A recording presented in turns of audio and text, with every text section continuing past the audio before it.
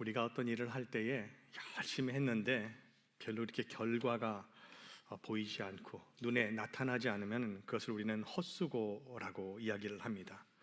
그런데 오늘 말씀을 통해 우리가 질문을 해야 하는 것은 하나님 앞에서도 과연 헛수고라는 것이 있을까입니다. 하나님의 사역도 헛수고가 있을까요? 오늘 본문은 우리에게 이렇게 묻습니다. 무엇이 헛되지 않은 사역입니까? 하나님께서 기뻐하시는 사역은 어떤 사역입니까? 교회를 진짜로 세우는 그 복음 사역은 도대체 어떤 모습입니까? 그래서 오늘 이 말씀을 따라 세 가지로 은혜를 나누기를 원합니다. 첫 번째, 헛되지 않은 사역은 상처가 있어도 멈추지 않습니다. 1절을 다시 보면 이렇게 나와 있습니다. 형제 자매 여러분, 우리가 여러분을 찾아간 것이 헛되지 않은 줄을 여러분이 알고 있습니다. 바울은 자신이 데살로니가에 가서 복음을 전한 것이 헛되지 않았다고 말하고 있습니다. 여기서 헛되지 않았다라는 말에 깊은 의미가 있습니다. 비어있지 않았다, 공허하지 않다, 열매 없는 시도가 아니었다라는 뜻입니다. 우리가 인생을 살면서 많은 노력을 합니다. 그런데 어떤 때는 정말 많은 노력을 하고 힘을 쏟고 정말 열심히 하는데 또 결과도 나쁘지 않았는데 이상하게 끝나고 나서 마음 한구석이 허무할 때가 있습니다. 꼭 빈손인 그러한 느낌이 있을 때가 있습니다. 그런데 바울은 데살로니가에서의 선교에 대해 헛되지 않았다고 말하고 있습니다. 실패가 아니었다라는 것입니다. 우리가 알다시피 바울은 데살로니가 교회에서 얼마 있지 못했습니다. 3주 동안밖에 복음을 전하지 못했습니다. 교회가 안정되기도 전에, 아니 어떻게 보면 교회라는 모습을 갖추기도 전에 그 도시를 빠져나와야 했습니다. 심지어 교회가 시작하기도 전에 핍박이 있었습니다. 아마 오해도 많았을 것입니다. 인간의 눈으로 보면 이것은 완전한 실패작입니다. 헛수고처럼 보입니다. 세상에는 무엇이든 보이는 결실이 크게 나타나야 우리는 성공했다라고 판단합니다. 그래서 결과가 보이는 곳에만 우리는 투자하려고 합니다. 결과가 별로 없고 보이지 않으면 우리는 실패라고 합니다. 그러나 하나님 나라는 다릅니다. 우리가 많은 시간을 투자했느냐가 중요한 것이 아니라 신실하게, 아주 진실한 마음으로 하나님의 말씀에 순종했느냐, 이것이 더 중요합니다. 에드워드 킴발이라는 평범한 주일학교 교사가 있었습니다. 아마 이름을 들어보신 적이 없을 것입니다. 그는 자기 반에 나오던 한 청년이 마음에 걸렸습니다. 이상하게 마음이 가고, 그래서 어느 날 그 청년이 일하던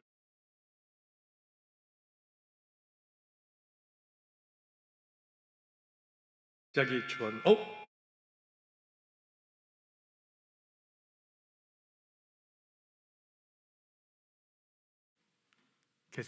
네, 감사합니다. 오늘날 그 청년이 일하던 구두 가게를 찾아갔습니다.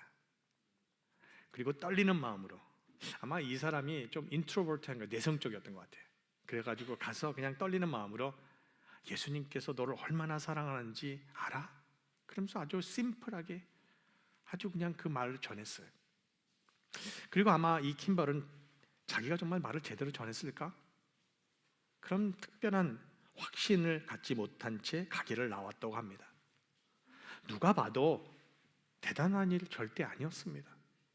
그런데 그날 복음을 들은 사람이 바로 19세기를 뒤흔든 부흥사 D.L. 무디라는 것입니다.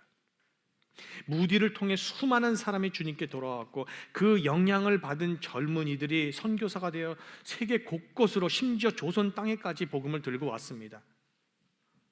정말 이름 없는 그 한 교사의 작은 순종, 정말 어떻게 보면 별로 큰 일이 아닌 그 말 한마디, 이 말 한마디의 순종 때문에 D.L. 무디라는 그러한 대단한, 정말로 복음 전하는 사람이 나온 것입니다.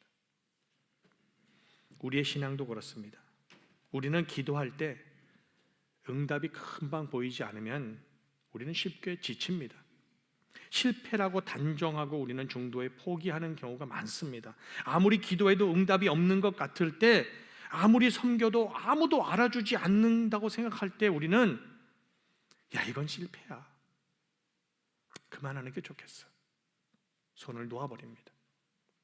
하지만 하나님께서는 우리의 작은 그 사역 하나도 진실한 마음으로 만약에 드린 것이라면 결코 실패라고 여기지 않으신다는 것입니다. 보기에는 너무 연약한 기도고, 자녀를 위해 새벽마다 무릎 꿇는 부모의 눈물도, 아무도 보지 않는 곳에서 그냥 묵묵히 교회 의자를 정리하는 그 손길 하나도, 어려움 속에서 말씀과 약속을 붙들고 견뎌온 그 인생도, 그 어느 것도 하나님께서는 헛되지 않게 생각하십니다. 사탄은 언제나 우리에게 속삭입니다. 우리 귀에서 야, 그렇게 해봐야 뭐가 달라져? 야, 소용없어. 너 기도 맨날 하는데 뭐 변한 거 있어? 소용없어. 봉사하고 섬겨도 아무도 알아주지 않는데 너 뭐하러 그렇게 힘들게 해? 그만 기도해. 야, 너 사람 변하는 거 봤어? 사람 절대 안 변해. 제발 이제 포기해. 그만해도 돼. 할 만큼 했어. 그러나 바울은 담대히 말합니다. 복음 안에서 드린 수고는 절대 헛되지 않다고 말입니다. 그리고 2절에서 그 이유를 더 자세히 말해주고 있습니다. 여러분이 아는 바와 같이 우리가 전에 빌립보에서 고난과 모욕을 당하였으나 심한 반대 속에서도 하나님 안에서 담대하게 하나님의 복음을 여러분에게 전하였습니다. 바울은 데살로니가에서 복음을 전하기 전에 빌립보에서 정말 어려운 일을 많이 겪었습니다. 복음을 전한다는 그 이유 하나로 매를 맞았습니다. 감옥에 갇혔습니다. 법적으로 부당한 수치를 당했습니다. 육체의 고통만이 아니라 사람들 앞에서 공개적으로 모욕을 당했습니다. 한마디로 바울은 몸과 마음의 상처 투성이가 다 된 채로 데살로니가로 간 것입니다. 그런데 아무리 어려운 상황에서도 바울은 복음을 전하는 일을 멈추지 않았다는 것입니다. 우리는 흔히 바울의 위대함을 그가 남긴 그 업적에서 우리는 찾습니다. 야, 바울은 수많은 교회를 개척했어. 정말 대단한 사람이야. 신학의 기초가 되는 그 서신들을 얼마나 많이 남겼어. 야, 정말 대단해. 물론 다 맞는 말입니다. 그러나 저는 그보다 더 중요한 것이 있다고 생각합니다. 저에게 바울의 진짜 위대함은 그가 멈추지 않았다는 것입니다. 끝까지 주님께 순종하며 나아갔다는 것입니다. 상처를 받지 않아서가 아닙니다. 상처를 받고도 하나님 안에서 다시 일어섰다는 것입니다. 이것이 바울의 위대함입니다. 저는 이것이 바로 그리스도인들의 삶이라고 믿습니다. 이것이 바로 하나님의 사역에 참여하는 사람의 모습이어야 된다고 생각합니다.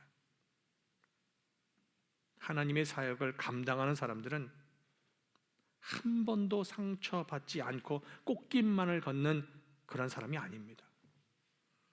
상처가 있어도 복음을 포기하지 않는 사람입니다. 눈물을 흘리지 않는 사람이 아니라 눈물이 나도 다시 하나님의 일을 감당하는 사람입니다. 바울은 자기가 원래 담대한 사람이라서, 경험이 많아서, 내가 멘탈이 강해서 그 모든 어려움을 다 버텼어 라고 말하지 않습니다. 빌립보에서 그 심한 고난과 모욕과 반대를 겪고도 담대히 복음을 계속해서 전할 수 있었던 이유는 자기 자신의 강함이 아니라 하나님 안에 거했기 때문이라고 고백합니다. 바울의 사역 중심에는 언제나 하나님이 계셨습니다. 바울은 하나님 안에 거했고 하나님의 능력으로 사역을 감당했습니다. 이게 바로 그리스도인들의 모습입니다. 세상에서는 내 힘으로 버티라고 말을 합니다. 하지만 복음은 하나님 안에서 버티라고 합니다.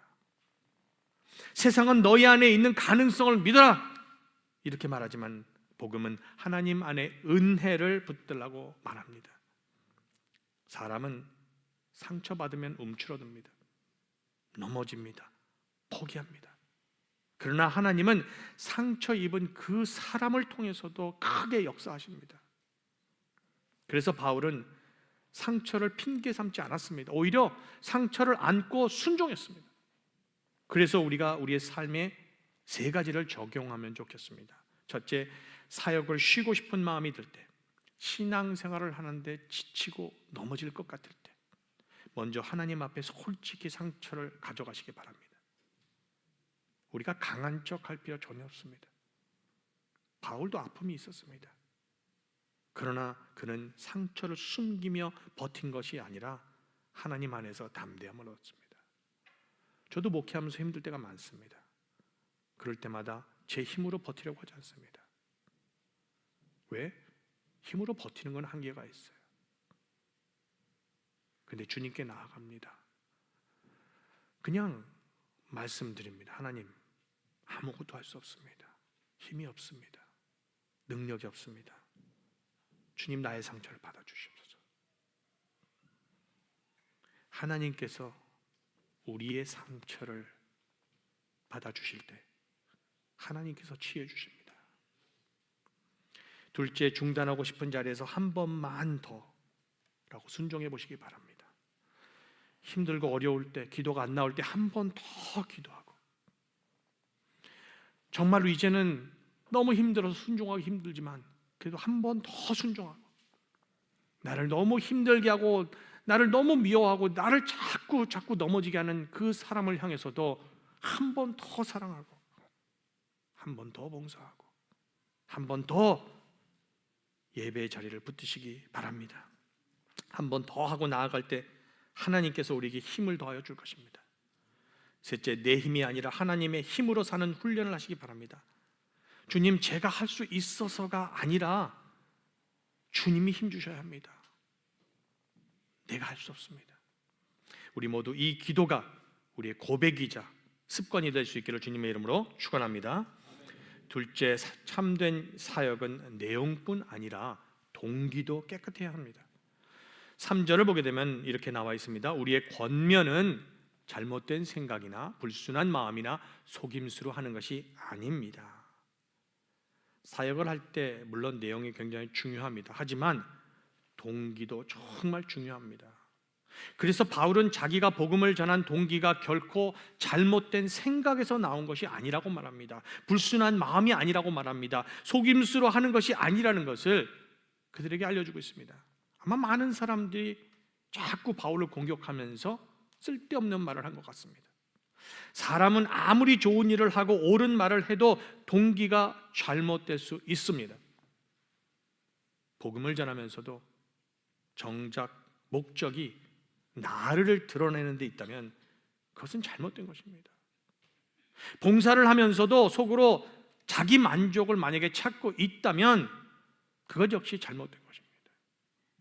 섬기면서도 야, 내가 좀 이만큼 했으니까 사람들이 알아주겠지 하는 마음이 동기가 된다면 정말 위험합니다. 우리가 아무리 봉사하고 헌금하고 순종해도 동기가 정말 중요한 이유가 있습니다. 그것은 하나님을 우리가 속일 수 없기 때문입니다. 사람은 속여도 하나님은 속일 수 없습니다. 사람은 겉모습을 봅니다. 하지만 하나님은 우리의 중심, 마음을 보십니다.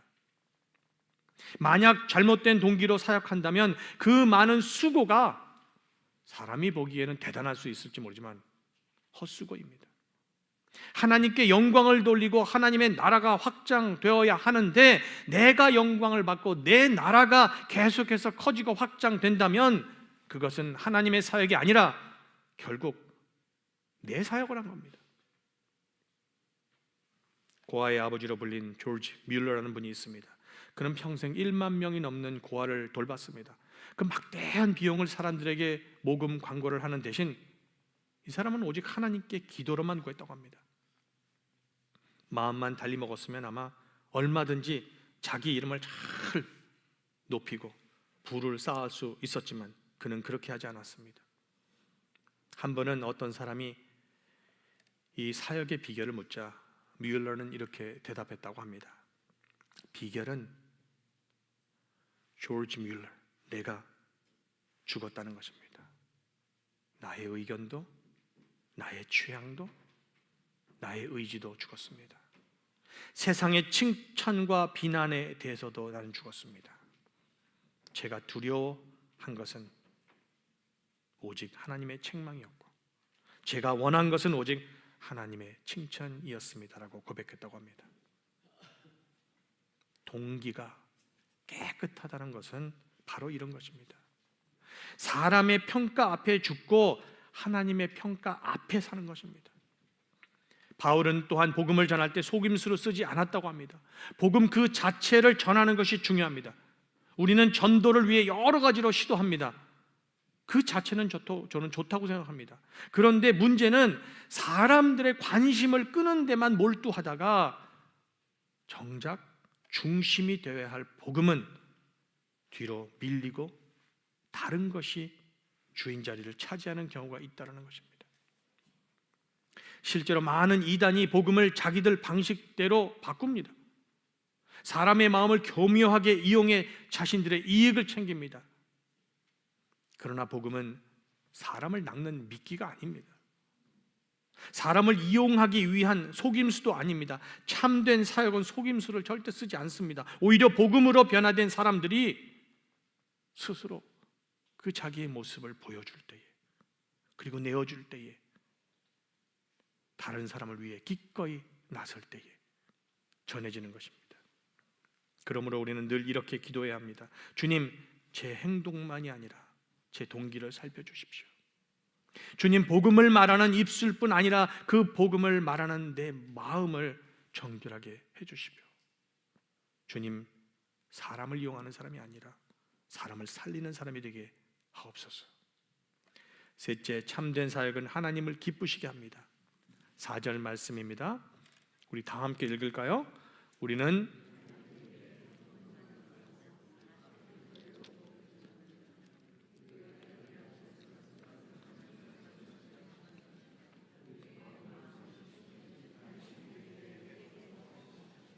아멘.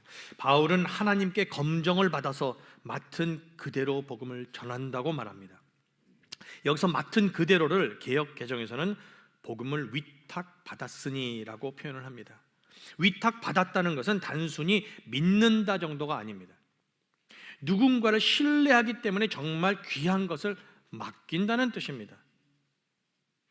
우리는 아무에게나 우리 집 키를 맡기지 않습니다. 우리가 어디 가야 될 때 우리의 자녀를 아무에게나 맡기지 않습니다.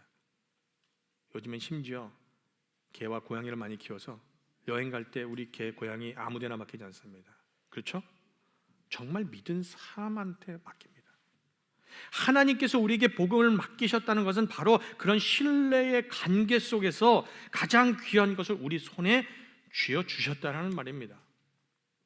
그래서 위탁받았다는 말 안에 세 가지의 의미를 우리가 생각할 수 있습니다. 첫째, 위탁받았다는 것은 하나님께서 우리를 신뢰하시고 맡기셨다는 뜻입니다. 정말 영광입니다. 이것은 하나님께서 바울에게 또 우리에게 복음을 맡기신 것은 우리가 특별히 뛰어나서가 아닙니다.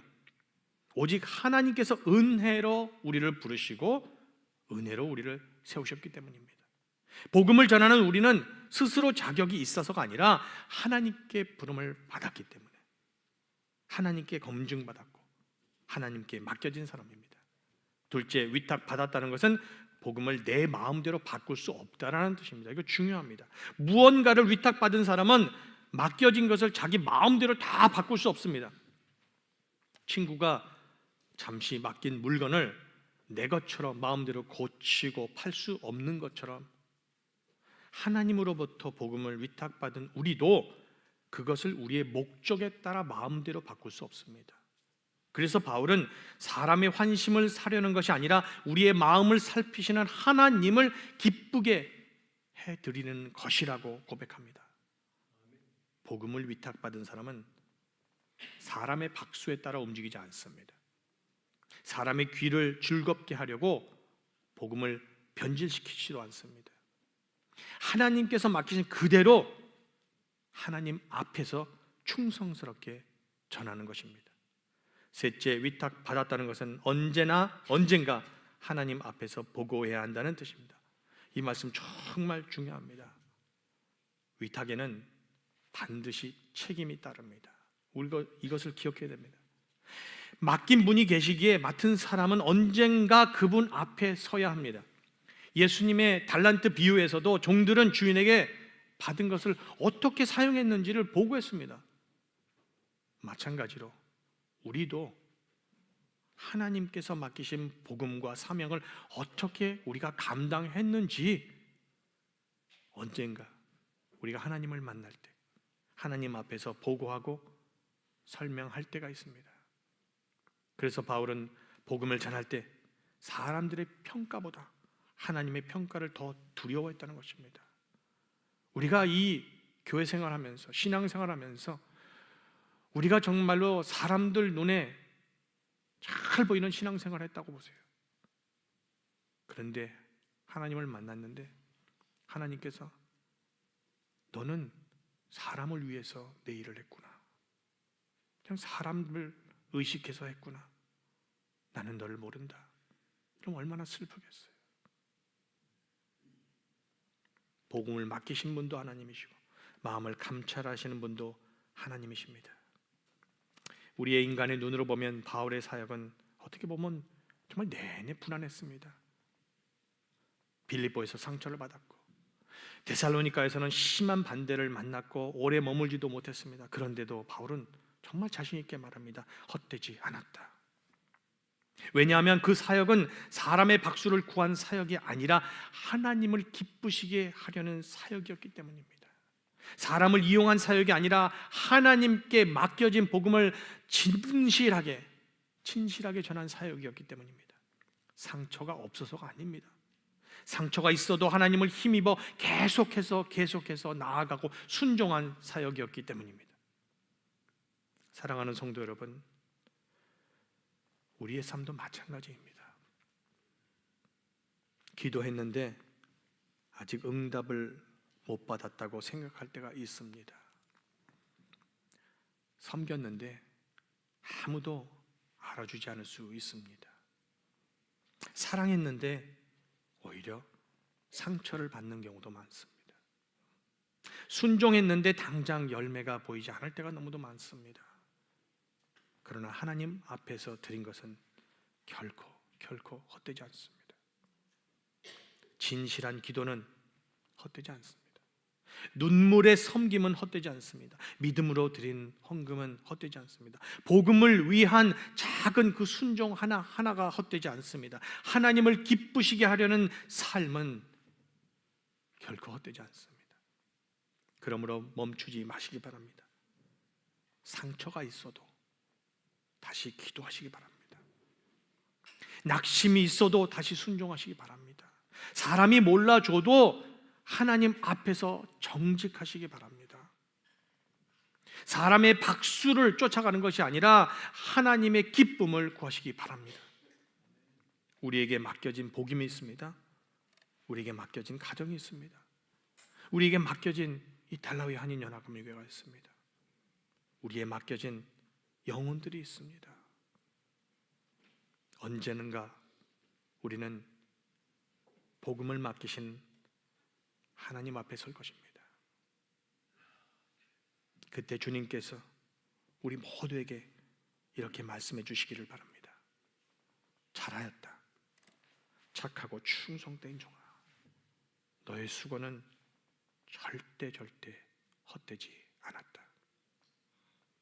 주님께서 우리 모두를 상처가 있어도 멈추지 않고 동기를 정결하게 지키며 사람의 환심보다 하나님의 기쁨을 구하는 헛되지 않은 복음의 사람들로 세워주시기를 주님의 이름으로 축원합니다. 우리 여러분들이 아시겠지만 월요일이 되면은 여러분들이 카톡을 받습니다. 그렇죠? 결단 나눔방이라고 이렇게 카톡을 받습니다. 그러면 그거를 받아서 클릭을 하시면은 이런 페이지가 나옵니다. 이 페이지 보면은 플러스라는 사인이 밑에 있습니다. 이것을 누르셔서 여러분들의 결단을 한번 썼으면 좋겠습니다. 이 결단이 기도고, 결단이 또 하나님과의 약속이에요. 저는 그렇게 생각해요. 예를 들어서 나 하나님 이번 주에는 나 이렇게 살겠습니다 라고 기도하고 결단하고 약속한 것. 여러분들이 한번 금요일쯤에 다시 한번 들어가 보세요. 내가 결단한 것 내가 정말 지켰나? 매번 지킬 수 없겠죠. 어떤 때는 넘어집니다. 어떤 때는 지키지 못할 때 있습니다. 그래도 괜찮습니다. 계속해서 나아가시기 바랍니다. 저는 이것을 읽으면서도 은혜 받습니다. 여러분들 여기 보면 이렇게 누가 썼어요. by the way, 이거 절대 누가 썼는지 모릅니다. 내가 이거 써놓고 다른 사람이 또 내가 이거 쓴 거 막 뭐 저거 할까봐, 전혀 누가 썼는지 절대 모릅니다. 걱정하시지 마시기 바랍니다. 여기서 이렇게 누가 썼습니다. 주님이 내게 먼저 물으시기 전에 내가 먼저 회개의 자리로 나아가길 원합니다. 내가 먼저 감사의 자리로 나아가길 원합니다. 내가 먼저 나눔의 자리로 나아가길 원합니다. 여러분들 이거 읽으시고 이 말에, 이 결단에 동의하시면 여기 하트 누르셔도, 아니면 그 밑에다가 쓰셔도 돼요. 나도 정말 이 기도에 동의하고 기도하겠습니다. 어떤 분이 이렇게 썼습니다. 다시 말씀 속으로 내가 먼저 나아가자 생각하며 다시 시작해 보니 주님이 주시는 평안이 흘러납니다. 저는 설교도 설교지만 여기서 더 많이 은혜 받습니다. 여러분들의 삶에서, 여러분들의 간증이, 여러분들의 고백이 좀 우리 교회를 더 튼튼하게 만듭니다. 서로 배우고, 서로 나누고, 서로 격려하고, 서로 사랑하고. 다 부족한 사람들이에요. 저도 여기 서 있을 제가 대단해서 서 있는 거 아니에요. 저도 넘어지고 쓰러지지만 우리 다 주님 앞에 나갑니다. 주님 다시 일으켜주세요. 다시 힘주세요. 바울은 상처가 없어서 순종한 것이 아닙니다. 빌립보에서 고난과 모욕을 당했지만 하나님 안에서 한 번 더 일어났습니다. 한 번 더, 한 번 더. 그래서 이번 주 우리도 거창한 일을 결단하기보다 정말 포기하고 싶은 바로 그 자리에서 한 번 더 순종하는 사람이 되었으면 좋겠습니다. 어떤 땐 기도하기 쉽지 않죠. 정말 기도하는 게 쉽지 않을 때가 있어요. 그런데 기도하기 힘들 때, 싫을 때 한 번 더 순종하고 기도하기. 사랑하기 어려울 때 있어요. 정말 참 이렇게 힘들게 하는 사람들이 언제나 옆에 있어요. 그런데 한 번 더 그 사람에게 따뜻하게 말하기. 섬겨도 알아주지 않을 때 그래도 주님만을 바라보면서 한 번 더 섬기기. 화가 날 때 한 번 더 참고 부드럽게 말하기. 예배와 말씀에서 멀어지고 싶을 때 한 번 더 주님께 나아가기.